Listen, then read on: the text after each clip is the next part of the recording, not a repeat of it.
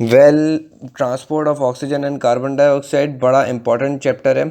इसको समझने से पहले हमें कुछ बेसिक समझनी पड़ेंगी। और वो बेसिक क्या हैं?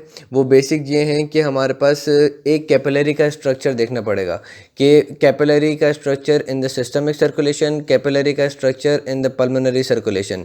सिस्टमिक सर्कुलेशन में अगर हम एक कैपिलरी का स्ट्रक्चर देखें तो हमारे पास एक आर्टीरियल एंड होता है और एक वेनस एंड होता है। और आर्टीरियल एंड पे आर्टीरियल ब्लड होगा, वेनस एंड पे वेनस ब्लड होगा, एक नॉर्मल सिस्टमिक के अंदर अगर हम देखें।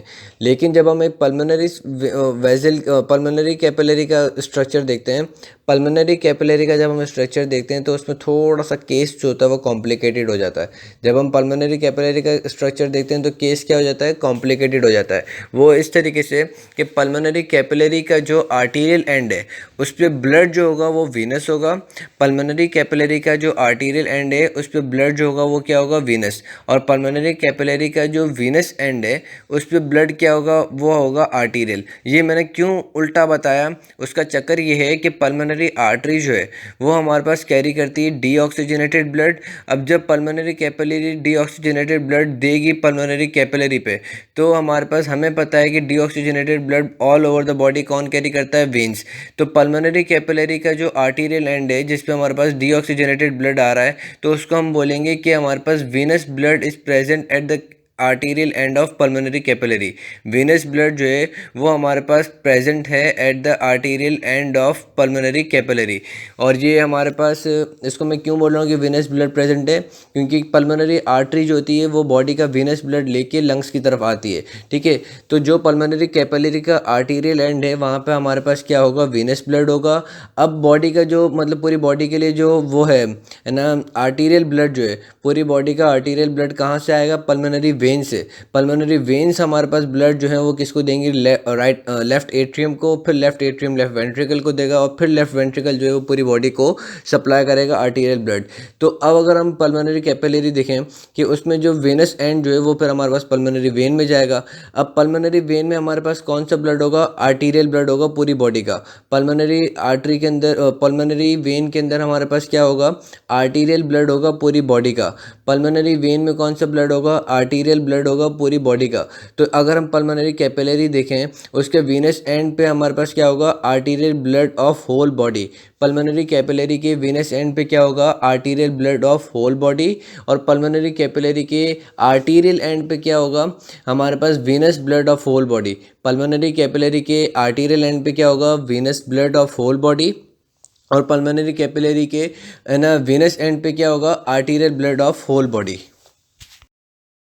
बेसिक हमें समझ में आ गई, एक है ना कैपिलरी का स्ट्रक्चर, सिस्टमिक कैपिलरी और पल्मोनरी कैपिलरी का स्ट्रक्चर।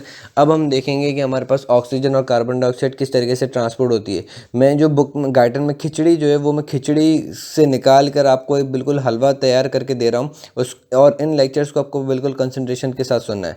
वो ये है कि अगर हम देखें कि हमारे पास किस तरीके से ट्रांसपोर्ट होती है ऑक्सीजन की और कार्बन डाइऑक्साइड की, हमें इस चैप्टर में जो चीज़ डिस्कस करनी है वो ये डिस्कस करनी है कि किस तरीके से एटमॉस्फेयर से ऑक्सीजन जो है वो हमारे पास ट्रांसपोर्ट होकर टिश्यूज़ की तरफ पहुंचती है, और किस तरीके से हमारे पास carbon dioxide from the tissues पहुंचती है एटमॉस्फेयर की तरफ। इस चैप्टर में हमें क्या डिस्कस करना है? दो चीज़ें, कि ऑक्सीजन जो है वो किस तरीके से एटमॉस्फेयर से टिश्यूज़ की तरफ पहुंच रही है, और कार्बन डाइऑक्साइड जो है वो किस तरीके से टिश्यूज़ से एटमॉस्फेयर की तरफ पहुंच रहा है। अगर हम अभी सिर्फ ऑक्सीजन की ट्रांसपोर्ट की बात करें तो ऑक्सीजन का ट्रांसपोर्ट हम देखते हैं कि एल्वुलर एयर जो है, एल्वुलर एयर जो है वो क्या होती है? Air present in the alveoli. और ये जो एल्वुलर एयर जो है वो हमारे पास कैसे बनती है? एल्वुलर एयर हमारे पास बनती है बाय कंट्रीब्यूटिंग फैक्टर्स और bye contributing gases from humidified air. ठीक है, एल्वुलर एयर कैसे बनती है कि कुछ गैसेस हमारे पास ह्यूमिडिफाइड कंट्रीब्यूट करती हैं, और कुछ गैसेस जो है वो हमारे पास पल्मोनरी ब्लड जो है वो सप्लाई करता है। ठीक है, पल्मोनरी ब्लड कुछ जो है ना गैसेस सप्लाई करता है एल्वुलर एयर में, और कुछ गैसेस जो है वो हमारे पास ह्यूमिडिफाइड एयर जो है वो सप्लाई करती है। अब जैसे अगर हम इसके अंदर देखें वो एल्वुलर एयर के अंदर ऑक्सीजन का प्रेशर वो होता है 104 मिलीमीटर मरकरी। एल्वेलर एयर के अंदर ऑक्सीजन का प्रेशर कितना होता है 104 मिलीमीटर मरकरी। पल्मोनरी कैपिलरी का जो आर्टीरियल एंड है जहाँ पर हमारे पास क्या होगा वीनस ब्लड, वहाँ पर हमारे पास ऑक्सीजन का प्रेशर कितना होता है 40 मिलीमीटर मरकरी। अब 104 और 40 के दरमियान में कितना प्रेशर डिफरेंस आ गया 64 का डिफरेंस आ गया।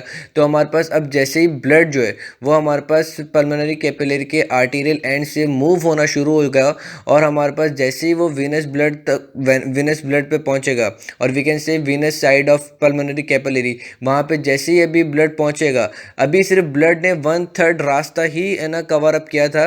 तो हमारे पास क्या होगा कि एल्वुला पे जो एल्वुलर एयर मौजूद है वहाँ से सारी की सारी ऑक्सीजन जो है वो इस पल्मोनरी कैपिलरी के अंदर आ जाएगी। ठीक है, सारी की सारी ऑक्सीजन जो है वो एल्वुलर एयर से हमारे पास किस में आ जाएगी पल्मोनरी कैपिलरी में। और जैसे ही हमारे पास पल्मोनरी कैपिलरी का ब्लड पल्मोनरी कैपिलरी के वेनस एंड पर आएगा तो हमारे पास पल्मोनरी कैपिलरी के वेनस एंड पे ऑक्सीजन का कंटेंट कितना हो जाएगा 104 मिलीमीटर मरकरी। पल्मोनरी कैपिलरी के वेनस एंड पे हमारे पास ऑक्सीजन का कंटेंट अब कितना हो गया 104 मिलीमीटर मरकरी। और ये 104 मिलीमीटर मरकरी कब हुआ था कि जैसे हमारे पास पल्मोनरी कैपिलरी के आर्टीरियल एंड से ब्लड जो है वो वेनस एंड की तरफ मूव होना शुरू हुआ था। अभी जस्ट 1/3 रास्ता ही अपनाया था कि हमारे पास सारा का सारा जो ब्लड जो है वो सारा का सारा ऑक्सीजन एल्वुलर एयर से किस में आ गया पल्मोनरी कैपिलरी के वेनस एंड पे। और ये जो वेनस एंड पे जो अब ब्लड होगा वो हमारे पास आर्टीरियल ब्लड बन के पल्मोनरी वेन से किस में आ जाएगा उसके अंदर लेफ्ट एट्रियम में। साथ साथ में हमें पता है कि पल्मोनरी वेन्स के अंदर क्या होता है ब्रोंकियल वेन्स जो होती हैं जो कि डीऑक्सीजनेटेड ब्लड वो मतलब उसको सप्लाई कर रही होती हैं। डीऑक्सीजनेटेड ब्लड जो है वो हमारे पास से लंग्स के स्ट्रक्चर से डीऑक्सीजनेटेड ब्लड लेकर किसके अंदर ज्वाइन हो जाती हैं पल्मोनरी वेन्स में। तो अब हमारे पास क्या होगा कि पल्मोनरी वेन्स में एक तो आर्टीरियल ब्लड आ गया, साथ साथ में क्या हुआ कि कुछ डीऑक्सीजनेटेड ब्लड जो था वो भी मिक्स हो गया। आर्टीरियल ब्लड इसके अंदर था अराउंड अबाउट 98%, साथ में जो 2% जो आया है वो हमारे पास डीऑक्सीजनेटेड ब्लड आया है और वो कहाँ से आया है ब्रोंकियल वेन से। तो इस डीऑक्सीजनेटेड ब्लड की वजह से अब हमारे पास लेफ्ट वेंट्रिकल के अंदर जो ब्लड होगा उसके अंदर ऑक्सीजन का कंटेंट कितना होगा 104 नहीं रहेगा। अब इसमें डीऑक्सीजनेटेड ब्लड भी आ गया है तो उसकी वजह से हमारे पास ऑक्सीजन का कंटेंट कितना हो गया है या वी कैन से ऑक्सीजन कितना प्रेशर एक्सर्ट कर रहा होगा वो कर रहा होगा 95 मिलीमीटर मरकरी। अब पूरी बॉडी के अंदर, ठीक है, पूरे बॉडी के अंदर जहाँ भी हमारे पास कैपिलरी का आर्टीरियल एंड होगा वहाँ पे हमारे पास है ना ऑक्सीजन का प्रेशर कितना होगा 95 मिलीमीटर मरकरी। ठीक है, अब सपोज करो कि अब ये हमारे पास है ना लेफ्ट वेंट्रिकल ने ब्लड पंप कर दिया, ऑक्सीजन हमारे पास एक कैपिलरी के कहाँ पे पहुँच गई, एक कैपिलरी के है ना आर्टीरियल एंड पे पहुंच गई। वहाँ पे प्रेशर कितना है ऑक्सीजन का, वहाँ पे प्रेशर है 95 मिलीमीटर मरकरी। अब जो हमारे पास कैपिलरी से ब्लड कहाँ पे जाता है इंटरस्टिशियम में, इंटरस्टिशियम के अंदर हमारे पास है ना ऑक्सीजन का प्रेशर कितना है 40 मिलीमीटर मरकरी। अब जैसे ही हमारे पास है ना ये क्या कहते हैं 40 मिलीमीटर मरकरी का प्रेशर इंटरस्टिशियम में और 95 मिलीमीटर का प्रेशर कहाँ पर है हमारे पास एक नॉर्मल सिस्टम है कैपिलरी के आर्टीरियल एंड पे। तो हमारे पास एक प्रेशर डिफरेंस ग्रेडियंट क्रिएट हो जाएगा जिसकी वजह से क्या होगा कि कैपिलरी एंड से हमारे पास ऑक्सीजन जो है वो डिफ्यूज़ आउट होके क्या होगा इंटरस्टिशियम में आएगा और फिर इंटरस्टिशियम से हमारे पास है ना किसको सप्लाई करेगा टिश्यूज़ को सप्लाई करेगा और हमारे पास फिर जो बचा कुचा अमाउंट होगा वो वेनस एंड पे चले जाएगा। अब वेनस एंड पे हमारे पास ऑक्सीजन का कंटेंट कितना होगा जो ऑलमोस्ट इंटरस्टिशियम का होता है, जो ऑलमोस्ट इंटरस्टिशियम का कंटेंट हमारे पास है वही जो है वो हमारे पास वो एक नॉर्मल सिस्टम है कैपिलरी के वेनस एंड पे अब ऑक्सीजन का कंटेंट हो जाएगा। ठीक है, ऑक्सीजन का कंटेंट हमारे पास इंटरस्टिशियम में कितना था 40 मिलीमीटर मरकरी। तो 40 मिलीमीटर मरकरी जो है वो हमारे पास क्या होगा अब आ जाएगा एक कैपिलरी के वेनस एंड पे।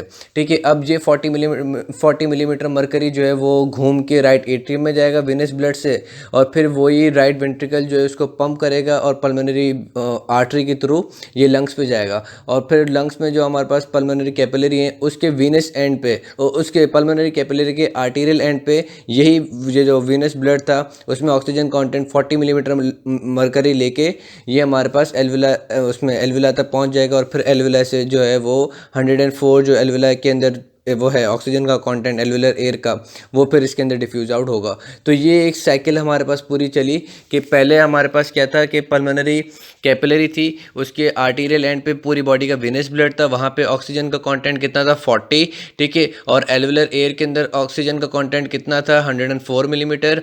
फिर हमारे पास क्या हुआ कि है ना, पल्मोनरी कैपिलरी के आर्टीरियल एंड पे जो वेनस ब्लड था वो जैसे मूव हुआ तो एल्वियुलर एयर ने ऑक्सीजन इसको डिफ्यूज़ आउट कर दी, और इस तरीके से हमारे पास पल्मोनरी कैपिलरी के वेनस एंड पे जो अब हमारे पास क्या होगा कि ऑक्सीजन का कंटेंट हो जाएगा 104, ठीक है, 104। फिर यही हमारे पास पल्मोनरी वेन के अंदर आर्टीरियल ब्लड बन जाएगा पूरी बॉडी का, फिर वो हमारे पास है ना उसके अंदर एओर्टा के अंदर लेकर आएगी, और उसके सॉरी लेफ्ट एट्रियम में, और लेफ्ट एट्रियम में अब हमारे पास है ना ब्रोंकियल वेन्स से भी ब्लड आ रहा था पल्मोनरी वेन में, तो हमारे पास क्या होगा कि ब्लड जो है वो शंटेड हो जाएगा, एक मिक्सचर हो जाएगा, जिसकी वजह से हमारे पास क्या होगा कि 104 से कंटेंट डिक्रीज होकर किसकी तरफ आ जाएगा 95 की तरफ, और फिर 95 जो है वो हमारे पास पूरे बॉडी के सिस्टमिक कैपिलरी के आर्टीरियल एंड पे ऑक्सीजन का प्रेशर हो जाएगा।